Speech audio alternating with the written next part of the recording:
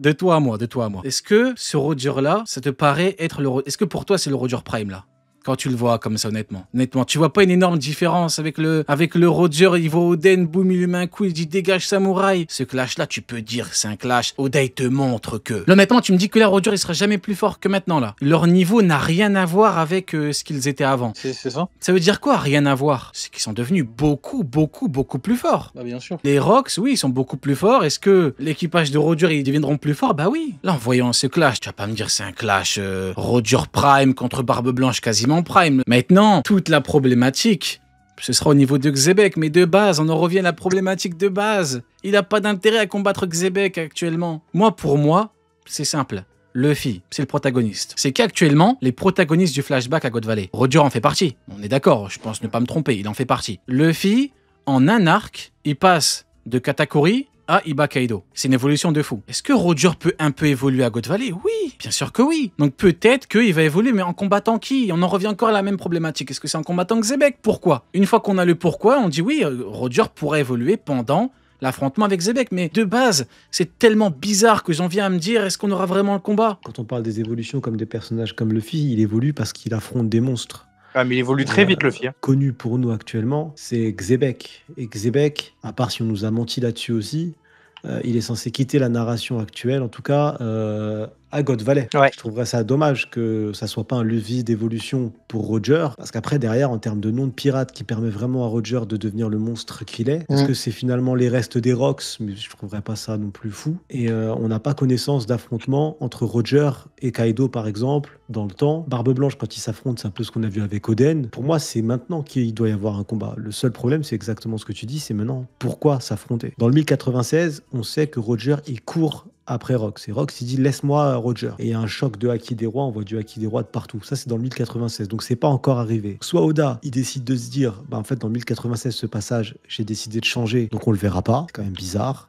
Soit du coup, ce qu'on a vu, ça veut dire c'est une scène qui va venir. Ça veut dire que là, dans les prochains chapitres, Roger, il va courir après Rox. Mais c'est bizarre parce que c'est pas ce qu'il annonce là. Il dit prenez les trésors et on se casse. Rox, c'est pas un trésor à ma connaissance. Mais c'est ce que je disais tout à l'heure, il empêche Rox de faire une dinguerie. En fait, c'est juste cette dinguerie, on sait pas encore ce que c'est. À part si on lui a menti et que Rox, il a pété des câbles parce qu'il pense que sa femme et son enfant sont morts. Et donc, il décide de tout. Et là, il perd toute raison et on voit un monstre tout massacré. Ouais, ok. Oubliez pas dans le chapitre, à un moment, tu as un marine qui dit exactement la position de Roger, de Rox et tout. Et quand tu regardes bien, tu vois que Roger et Rox, les deux, ils sont censés se rejoindre au centre de God Valley. Dans le flashback de Kuma, c'est au centre de God Valley que Roger et Rox ils se sont vus. Donc moi, je pense réellement qu'au centre, là, ils vont se croiser, Rox et de toute façon, Xebec, je pense que c'est là-bas qu'il va chercher son fils aussi. C'est vers le centre. Donc je pense qu'ils vont quand même se rencontrer par rapport à ce qu'on a vu dans l'autre flashback. Ah oui, ça c'est sûr. Ouais, après, en fait, il y a tellement de problèmes à ce niveau-là. Ouais, après, dans le chat, on me parle de... C'est Imu forme Gunko qui vient. Mais le problème, c'est que t'as déjà Xebec qui sera antagoniste à Imu. Si Imu vient. Donc, à moins de changer Xebec en Domi-Reversi, tu sais, ce qui à la base paraissait un petit peu une idée un peu farfelue. En vrai, avec du recul, maintenant, tu te dis, en vrai, il n'y a pas 1000 options. Tu fais comment pour faire un affrontement? Tu fais comment? Tu pars sur quelle base? Là, t'as Barbe Blanche contre Roger. Déjà de base, je vois même pas l'intérêt de ce combat Barbe Blanche contre Roger dans la mesure où ils ont le même objectif. Ils veulent libérer une femme. Vous allez pas me dire qu'ils vont faire un combat à mort Xebec Roger parce que Shaki dit non, je pars avec Rayleigh. Enfin, ça n'aura aucun sens dans le contexte de God Valley. Il faut obligatoirement un désaccord. Vu les phrases qui sont prononcées, il faut obligatoirement un désaccord. Mais c'est la nature de ce désaccord. Moi, je pense qu'il y a un moment où Xebec va se montrer trop extrême dans une décision et que Roger va vouloir l'arrêter. Pour moi, ça va se jouer sur une nuance. Ça va pas se jouer sur l'intérêt fondamental d'être l'un contre l'autre, parce que très clairement, ils sont potes.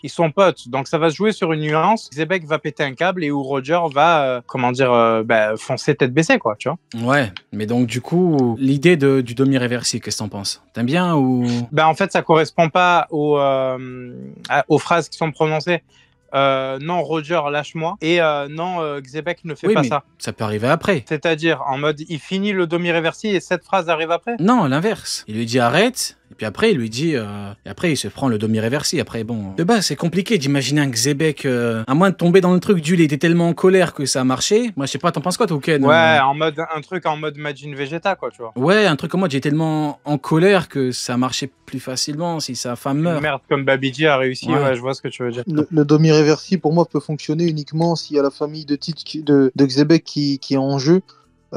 Soit un grand danger, soit un chantage ou quelque chose dans le genre. C'est le seul moyen pour qu'il y ait un demi-reversi et c'est fort possible. N'oublions pas que Saturne est présent aussi. Saturne est présent et Saturne nous a montré qu'il voulait mettre fin à la lignée de Kuma des boucaniers, mais il doit en être de même pour... Ouais, ce que je disais tout à l'heure. Ah bah parfait. Bah ça doit en être de même que pour les Davidi. Donc peut-être que Saturne aussi est intervenu. Peut-être Et qu'il a Gorosei, du coup, l'aide- invocation du Gorosei potentiellement. Hein. Exactement, peut-être qu'il a demandé l'aide des autres doyens, comme il l'a fait pour Luffy, parce que la situation l'exigeait. Donc en vrai, il peut encore rester des trucs, mais bon, tout ça, ça nous avance pas non plus pour... C'est encore une option, on n'y a pas pensé, mais il y a le chantage. Parce que là, actuellement, Xebec, il est en train de foutre, les Rocks sont en train de foutre la merde, Roger sont en train de foutre la merde, Shaki a été libéré, mais si jamais Xebec, si jamais le gouvernement mondial, ou en tout cas le Chevalier Divin ou Garling comprend pourquoi Xebec est présent, là tu peux faire un chantage. Tu peux dire, ok, tu veux ta femme et ton fils, mais du coup tu fais ça pour nous là tout de suite, tu vois. Et c'est ça. Ouais, mais ça serait une Harald, du coup, c'est pas joli, quoi. Ah, mais de toute façon, ça va sera nous pas pourrir joli. un peu. De toute façon, ça sera pas joli. Hein. Non, Si mais on ce que je veux dire, c'est que comprendre ça va nous pourquoi pourrir est-ce un que- peu ce qu'on pense de Xebec, quoi. Avec Pourquoi son charisme, sa puissance et tout ça. Ouais, mais là, Et c'est se faire pas. avoir par un Ouais, champion. mais là, c'est différent. On parle pas de. Mais on non, parle c'est la de- même chose que Momonosuke et Oden, du coup. Comment ça Prise d'otage. Oui. Bah oui, bah au final, ça explique la chute des grands. Hein. Oden, il est tombé pour ça, alors que c'était un mytho, encore plus Oden. Après, c'est une hypothèse. Hein. Je dis pas que ça peut arriver. Oui, C'est bien que sûr, va mais ça veut arriver. dire que si ça Mais, arrive, on c'est reproche pas la Harald même du tout, en chose. tout cas. Pas Harald. Si ça- Non. Si Non, ça parce arrive, que ça veut Harald, dire on a pas qu'on piqué sa reproche femme la et son même gosse. chose à Oden et à Xebec. Ah, Moi, je Oden, je trouvais reproche ça- pas ça, moi. Oden, je reproche pas. Il a eu raison sur Momonosuke. À Oden, c'est pas ça. Ce qu'on reproche à Oden, c'est d'avoir fait confiance à Kaido et à Orochi sur une promesse là de danser et de faire ces dingueries qu'il a fait pendant un laps de temps quand même assez balèze. C'est d'avoir fait le con là-dessus. Après, c'est un peu différent. Si on a ta femme et ton gosse et qu'on te dit on va les buter tout de suite si tu fais pas ça, c'est un peu différent, je pense. Faut vraiment trouver une raison qui explique que Roger dise ça à Xebec en sachant que Xebec il est venu que pour sa femme et son gamin. Il est là en mode ouais vas-y c'est bon mais il est pas là pour ça. Après, il là a pour fait une trouver, petite erreur aussi. Hein. Il est venu pour ça, mais il l'a dit à personne, à Ouais, part à Harald. mais qu'est-ce qui fait que du coup Roger là, en sachant que Roger là il dit je veux, on va prendre les trésors, on a Shaki, on récupère les trésors et on se casse. Mais du coup dans son plan là il parle pas de Rox quoi. Roger, il lui dit arrête ou il lui dit attends? Il dit arrête. Barbe Blanche, quand il vient au 1096, il dit quoi? Ouais, Rox, il nous emmerde, qu'est-ce qu'il fait? Et là, quand on le voit, il est pas tout content. En vrai, est-ce qu'on doit vraiment prendre le truc en mode premier degré? Tu vois pas ce que je veux dire? Est-ce qu'il faut Je vraiment vois pas prendre le. Bah, en Comment- mode, Je vois la scène. dans le je sens vois où, la en scène, fait, mais je Oda, vois il pas peut jouer sur les mots, tu vois. Après, peut-être que t'as raison, peut-être que c'est vraiment un truc à prendre premier degré. Dans le moment fatidique, il lui dit arrête, attends, ou que sais-je. Ah, Oda, il peut ok, jouer ok, sur je les vois mots. où tu vas en venir. Tu vois, parce que Barbe Ok. Blanche, il arrive, ouais. D'ailleurs, c'est à cause de ça que beaucoup avaient dit que Xebec, c'était une fraude. C'était un baggy. Parce qu'en mode Barbe Blanche, il est beaucoup plus fort que lui chie dessus, lui dit ouais, c'est un enfoiré. En vrai, quand Xebec il est à côté de lui, il est gentil, il est doux, comme dirait Kaido. Il est doux, Barbe Blanche ou nez, il est doux à côté de Xebec, tu vois. Mais t'as vu, encore une fois, c'est ça qui a fait un petit peu passer Xebec pour un mec impulsif qui part directement pour se battre. En vrai, c'est plus Blanchounet qui a foutu tout le monde dans la merde avec que le Rox est un enfoiré. C'est un petit peu ça, le côté, les Rox, ils se chient tous dessus, ils font que se tuer et tout. C'est aussi les mots de Barbe Blanche, hein. Il a foutu une merde comme pas possible, c'est un fou. Big Mom, hein. Il est Non, fort. mais parce que Barbe Big Mom, Blanche, hein. c'est un peu le Sasuke du truc. Rappelle-toi quand il y a Roger qui vient pour boire un coup avec tout le monde, il dit oh putain, lui, je peux pas me l'encadrer. Il se barre. Il Ouais, laisse mais les même, dettes à tout le monde. Même Big Mom, hein, quand t'as dit à Kaido, méfie-toi d'Harald et tout, alors qu'en vérité, non, c'est le gars De Xebec, tu veux savoir- dire. De Xebec, ouais, méfie-toi de Xebec. Quand t'as dit, mais finalement, c'est plutôt méfie-toi de Big Mom et méfie-toi de tous les Ouais, autres, ils mais nous pas ont de- douillés, frère. Mais pas de lui. Mais je me demande si Oda, il a pas changé ses plans sur le personnage. Peut-être qu'il avait avait pas prévu ça de base, mais il l'a changé au fil du temps parce que sur son caractère, pas sur qui il était, mais Ça, c'est une c'est un vrai sujet de discussion, ça. ouais, on en avait parlé même toi et moi en Ouais. off, mais c'est vraiment un sujet hein, parce que Big Mom, les propos de Big Mom là n'ont aucun sens dans le flashback. Il y a aucun moment où tu peux dire ça de Xebec, à aucun moment. Et même Barbe Blanche, là il fait le fou, mais pareil, j'ai l'impression que le personnage il a été construit d'une certaine manière et Koda a décidé de le changer parce qu'il voulait qu'il soit différent quoi. Et pour aller plus Ouais, loin, est-ce que de base, Roger ne devait pas être un autre Roger et ne pas être un Goldick Roger? Peut-être. Woken. Ouais, non, mais moi je suis totalement d'accord. C'est le Roger qui était censé avoir la moustache, le Xebec qui. Parce que, oui, après, c'est vrai que quand tu construis tout un truc autour d'un personnage et que quand tu le révèles, c'est tout autre chose, c'est bien aussi. Par rapport aux mots, aux différents mots des différents personnages sur Xebec et tout, c'est vraiment pas. C'est vraiment pas la même chose. Et comme t'as dit, Sonny, Big Mom, elle a pas de raison de dire ça en vrai de vrai. C'est pas un mec qui trahit ses hommes, bien au contraire. Donc, Moi, je sais pas. je vais même aller encore plus loin et prouver, en vérité, je peux prouver que de base, tout le truc était changé. Dans le chapitre 957. 957 qui, de mémoire, s'appelle Ultimate. Roger, il avait un chapeau de paille ou pas? Eh non, il avait moustache et chapeau de pirate. Non. Pour moi, c'est clair. Oda a tout simplement, il a changé d'avis. En tant Mais qu'auteur, il tu sais, avait c'est ça. fait parler ce chapitre. En tant que, oui, tout à fait, oui. En tant qu'auteur, Parce qu'il était si tu- dessiné un peu en mode brouillon et tout. oui, en tant qu'auteur, t'as différents plans, différentes idées, et bien évidemment qu'au fil du temps, tu te dis, ah,